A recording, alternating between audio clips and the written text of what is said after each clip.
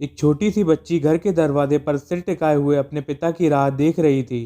पिता का नया स्टार्टअप बिजनेस था, इसीलिए अक्सर देर से ही घर आते थे। तब तक बच्ची ज़्यादातर सो जाती थी। सुबह पिता बच्ची के जागने से पहले ही काम पर वापस चले जाते थे।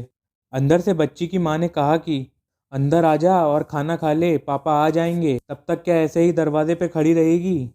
बच्ची पीछे मुड़कर मासूमियत से बोली, आज तो मैं पापा के साथ ही खाना खाऊंगी। जैसे ही पापा घर आए तो बच्ची को दरवाजे पे खड़ा देखकर बहुत खुश हुए।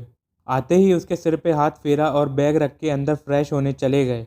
जब बाहर आए तो बच्ची ने उनसे पूछा कि पापा, आप इतनी देर तक ऑफिस में क्यों रहते हो? बच्ची की बात सुनकर पापा ने खाना खाते हुए कहा कि ताकि हम अपनी गुड़िया रानी के लिए ढेर सारा पैसा इकट्ठा कर सकें और उसके लिए ढेर सारे खिलौने ला सकें।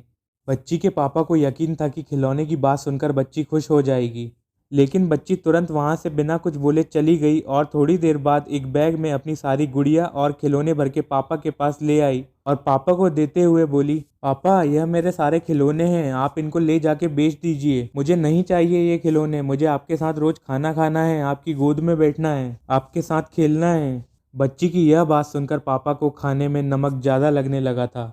जब ध्यान आया तो महसूस हुआ कि यह उनके आंसुओं का स्वाद है। बच्ची की इस मासूम सी बात ने उन्हें महसूस करा दिया था कि पैसा बाद में भी कमा लिया जाएगा, लेकिन मेरी बेटी की यह उम्र जब बच्चे बड़े हो रहे होते हैं बहुत महत्वपूर्ण होती है। ऐसे समय में माँ बाप का प्यार बहुत ज़रूरी होता है। पापा ने तुरंत बच्ची को उठा के गोद में बिठा लिया और उसे अपने हाथ से छोटे छोटे निवाले खिलाने लगे और उसके सिर पर हाथ फेरने लगे।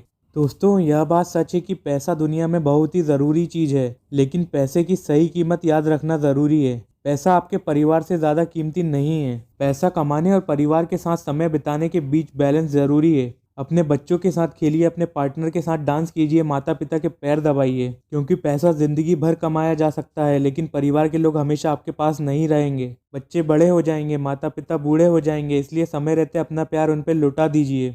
दोस्तों, कहानी आपको कैसी लगी कमेंट करके ज़रूर बताएं। अगर कहानी पसंद आई हो तो वीडियो को लाइक करें और ऐसी ही अन्य अच्छी कहानियाँ सुनने के लिए चैनल को सब्सक्राइब करें।